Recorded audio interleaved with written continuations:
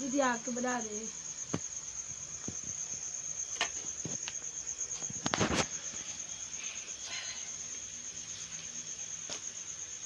अस्सलाम वालेकुम मेरे भैन भराओ किदा सारे उम्मीद करनी तुसीं सारे बिल्कुल ठीक ठाक होवोगे। मैं तुहाडे दोवां बिल्कुल ठीक ठाक हाँ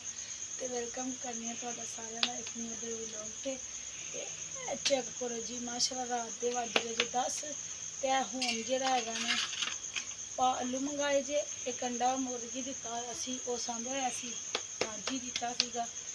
ते हुण मसाला बनाया जे थोड़ा बहुता पा घ्यो लिया के थोड़ी थोड़ी चीज़ा लिया के 1 किलो आटा मंगवा के गुन्निया जे ते हुण इहदे विच 3 रोटियां बनाउण लगी जे मैं हुण ना ते बाकी दा असी सुबह जिहड़ा है ना बना के ते खावांगे क्योंकि बच्चे भुखे सो गए ने 2 ते एक बेटा मेरा जागदा पिया वे 2 बेटियां एक इन्हां दे पापा ते कल भी लेट आए सीगे ते कल उन्होंने रोटियां लियांदियां सीगियां ते आ वधियां पईयां सन ते कुछ जिहड़ियां हैगियां असी मां धियां सुबह खा लियां बच्चे मेरे फिर इदां ही टुर गए सन ते असी सांभियां होईयां ने ते मेरे ख्याल नाल 4:30 रोटियां हैगियां ने कुछ असी खावांगे ते इन्हां दे पापा जो भी रोटियां मैं बना रही हाँ इन्हां दे पापा नूं देवांगे ते देख सकदे तुसीं जिहड़ा हैगा ना माड़ा बंदा मजदूरदार बंदा माड़ा नहीं मैं कहांगी माड़ा अलहमदुलिल्लाह अल्लाह ने सानूं रखिया ही नहीं हैगा था मकान साडा अपना हैगा माड़ा होंदा है जेह्ड़ा रात नूं भुक्खा सौंदा खा के नहीं सौंदा ठीक है ते मजदूरदार जिहड़ा बंदा हैगा ना एक दिन भी कम ते ना जाए ते घरे रोटी नहीं जे बनदी ठीक है ते तुसीं हुण देख सकदे हो फट्टियां ने लकड़ियां है ने साडे घर माशाअल्लाह लेकिन फट्टियां ने ग्रेटा दियां जला के ते मैं बना रही जे रोटी रात के 10 बजे ठीक है अल्ली होने आए ने ते आटा मंगा के मैं भुन्निया ते मैं कहा चलो बना लेने ते मजदूरदार बंदा एक दिन कम ते ना जाए तो खाना नहीं जे बनता ठीक है सो होर भी अखराजात होंदे ने माल डंगर भी होया बच्चे पढ़ते हैं माशाअल्लाह पढ़ाई का भी खर्चा होंदा है ते जिस दिन एक दिन का सेफ हो जाए ना यानी कि अज का कल अज जोगा आ गया ते भाई कल पैसे आए तो अज जोगा राशन आ गया ते अज जेह्ड़ा अज कल दा राशन आया अज जोगा वो असी अज पका के खा लिए अज जेह्ड़ा अज सुबह असी खा लिए इदां फिर जेह्ड़ा हैगा ना साडा सर्कट सही चलदा है अदरवाइज ये लेट आंदे ने 11 बजे भी आ जांदे ने कम ना लब्भे ते लालच में फिर बंदे नूं रहना पैंदा चलो बहुता सानू मार दिंदी भी गड्डी साडी ज़्यादा खराब हो जाती बड़े पैसे लग जाते हैं दूसरा जानवर कोई बीमार हो जाए कोई बच्चा हो जाए कोई इन्होंने पढ़ाई के खर्चे फिर कमेटियां पा के असी डंगर लिया सी वो कमेटियां भी इस वेले देनियां ने जानवर भी ना बचे बाकी असी दीवार बनाई सी बहुत सारे अखराजात होंदे ने ते इसलिए जिहड़ा हैगा ना रोटी साड़ी लेट हो जाती 11 बजे भी आ जाते हैं 11:30 भी आ जाते हैं फिर उन्होंने किया कि रोटियां लै आओ तो 100-150 का सालन लै आओ ला के असी गुजारा कर लांगे ना ते अज तो मैं क्या चलो कोई आटा ही किलो लिया के जरा ना पका लेने भावें लेट ही सही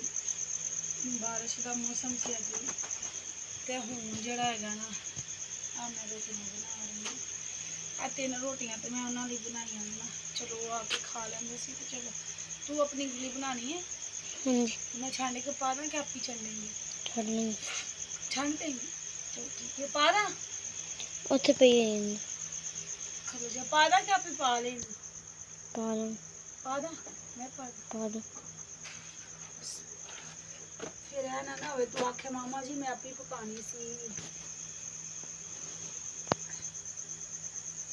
चेक करो मेरी बेटी ने कहा सी मामा एक रोटी मैं अपनी आप ही बनानी है रोटी है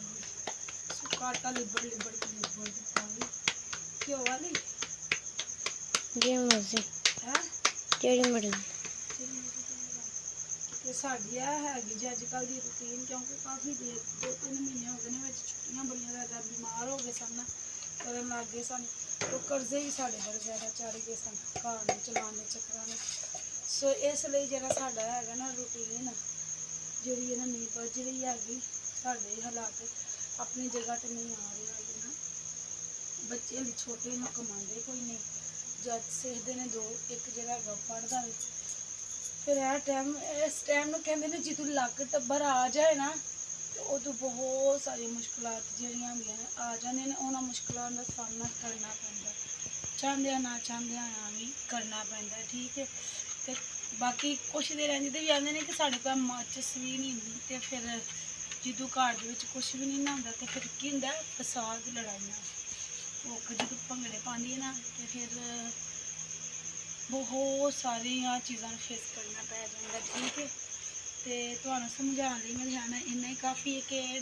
10-10:30 ਦਾ ਟਾਈਮ ਹੋ ਗਿਆ, ਤੇ ਅਸੀਂ ਹੁਣ ਖਾਣ ਦੀ ਤਿਆਰੀ ਕਰ ਰਹੇ ਹਾਂ। ਤੇ ਇਹਨਾਂ ਦੇ ਪਾਪਾ ਲਈ ਰੋਟੀਆਂ ਇਹ ਵਾਲੀਆਂ ਇਸ ਲਈ ਬਣਾਈਆਂ ਨੇ ਤਾਜ਼ੀਆਂ, ਹੁਣ ਇਹਨੂੰ ਫ੍ਰਿਜ ਵਿੱਚ ਰੱਖਾਂਗੇ ਨਾ,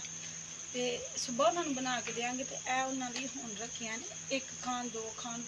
3 ਖਾਣ, ਉਹਨਾਂ ਦੀ ਮਰਜ਼ੀ ਹੈ, ਠੀਕ ਹੈ। ਤੇ ਭਲੇ ਨੂੰ ਬਾਅਦ ਚ ਲੇਟਾਂ ਪਕਾਉਣਾ, ਤੇ ਚਲੋ ਅਸੀਂ ਤੇ ਠੀਕ ਠਾਕ ਹਾਂ, ਅਸੀਂ ਖਾ ਸਕਦੇ ਹਾਂ ਜਿਹੜਾ ਹੈਗਾ ਨਾ ਦਹੀਂ ਆਲੂ। ਤੇ ਚਲੋ ਅੱਜ ਲਈ ਇੰਨਾ ਹੀ ਕਾਫੀ ਹੈ, ਟਾਈਮ ਬੜਾ ਜ਼ਿਆਦਾ ਹੋ ਗਿਆ, ਤੇ ਮੈਂ ਜਲਦੀ ਨਾਲ ਰੋਟੀ ਪਕਾ ਕੇ ਬੱਚਿਆਂ ਨੂੰ ਰੋਟੀ ਦੇਵਾਂ, ਜਿਹੜੇ ਜਾਗਦੇ ਪਏ ਨੇ ਉਹ ਤੇ ਖਾਣ, ਜਿਹੜੇ ਸੁੱਤੇ ਨੇ ਉਹਨਾਂ ਤੇ ਫਿਰ ਉੱਠ ਕੇ ਸਵੇਰੇ ਖਾਣੀ, ਨਹੀਂ ਤੇ ਫਿਰ ਰੋਟੀਆਂ ਬੜੀਆਂ ਹੋ ਜਾਂਦੀਆਂ ਸਾਨੂੰ, ਕਿ ਕੋਈ ਸ਼ਾਇਦ ਜ਼ਿਆਦਾ ਹੋਈ ਚੰਗਾ ਚੋਖਾ ਹੋਵੇ ਨਾ, ਤੇ ਫਿਰ ਤਾਂ ਬੰਦਾ ਆਂਦਾ ਵੀ ਹੈ ਕਿ ਲੋ ਜੀ ਠਾ ਲਓ, ਜਿਵੇਂ ਚਾਵਲ ਪੱਕੇ ਹੋਣ, ਨਾਲ ਦਾਲ ਪੱਕੀ ਹੋਵੇ, ਤੇ ਪੱਕੇ ਆਲੂ ਨੇ, ਆਲੂ ਭੁੰਨੇ ਨੇ, ਉਹਨੇ ਕਹਿਣਾ ਮਾਮਾ ਤੁਸੀਂ ਫੇਰ ਆਲੂ ਬਣਾ ਲਏ ਨੇ। ਉਹ ਮੇਰਾ ਬੇਟਾ ਪੜ੍ਹਦਾ, ਦੂਜਾ ਜਿਹੜਾ ਹੈ ਨਾ ਦਾਦੀ ਕੋਲ ਖਾ ਆਇਆ ਸੀ, ਠੀਕ ਹੈ, ਉਧਰ ਗਿਆ ਨਾ ਗੋਏ ਦੇਣ ਕੇ ਖਾ ਆਇਆ। ਤੇ ਜਿਹੜਾ ਪੜ੍ਹਦਾ ਨਾ, ਉਹਦੇ ਨਾਰੇ ਬੜੇ ਜ਼ਿਆਦਾ ਨੇ, ਠੀਕ ਹੈ। ਪੜ੍ਹਨ ਵਾਲੇ ਬੱਚੇ ਦੇ ਨਾਰੇ ਵਾਕਈ ਬੜੇ ਜ਼ਿਆਦਾ ਹੁੰਦੇ ਜੇ। ਉਹ ਕਿਉਂਕਿ ਉਹਨਾਂ ਨੂੰ ਹਾਲਾਤਾਂ ਦਾ ਪਤਾ ਹੀ ਨਹੀਂ ਹੁੰਦਾ ਹੈ ਕਿ ਸਾਡੇ ਮਾਂ ਬਾਪ ਦੇ ਕੀ ਹਾਲਾਤ ਨੇ, ਠੀਕ ਹੈ ਨਾ। ਉਹ ਉਹਨਾਂ ਦੇ ਸਕੂਲ ਜਾਣਾ, ਆਉਣਾ, ਪੱਕਿਆ ਖਾ ਲੈਣਾ, ਤੇ ਤਕਲੀਫ ਤੇ ਉਹਨਾਂ ਨੂੰ ਪਤਾ ਨਹੀਂ ਕਿ ਮੈਂ ਸਾਰੀ ਦਿਹਾੜੀ ਖੋਲ ਲੈਣਾ, ਠੀਕ ਹੈ ਨਾ। ਤੇ ਬਸ ਕੁਝ ਖਿਆਲ ਕਰਿਆ ਕਰੋ, ਗਾਈਡ ਕਮੈਂਟ ਕਰਨ ਲੱਗਿਆ, ਤੇ ਤੁਹਾਨੂੰ ਚਾਹੀਦਾ ਸਾਰਿਆਂ ਨੂੰ ਸਪੋਰਟ ਕਰਨਾ। ਇਹ ਨਹੀਂ ਕਿ ਸਾਡੇ ਹਾਲਾਤ ਇੱਦਾਂ ਹੀ ਸਨ, ਕਦੀ ਕਦੀ ਆ ਜਾਣੇ ਨੇ ਇਹਦੇ ਹਾਲਾਤ ਵੀ, ਠੀਕ ਹੈ, ਘਬਰਾਉਣਾ ਨਹੀਂ ਚਾਹੀਦਾ। ਤੇ ਚਲੋ ਮਿਲਦੀਆਂ ਤੁਹਾਨੂੰ ਇੱਕ ਨੈਕਸਟ ਵਲੌਗ ਵਿੱਚ, ਵੀਡੀਓ ਬੜੀ ਜ਼ਿਆਦਾ ਲੈਂਥੀ ਹੋ ਗਈ ਹੈ, ਤੇ ਮੈਨੂੰ ਰੱਖਿਓ ਆਪਣੀ ਦੁਆਵਾਂ 'ਚ ਯਾਦ, ਤੇ ਬਹੁਤ ਸਾਰੀ ਦੁਆਵਾਂ ਦੇ ਨਾਲ ਮੈਂ ਵੀ ਤੁਹਾਡੇ ਕੋਲ ਚਾਹਾਂਗੀ ਇਜਾਜ਼ਤ। ਅੱਲਾ ਹਾਫਿਜ਼। ਪਾਕ ਦੀ ਰੋਟੀ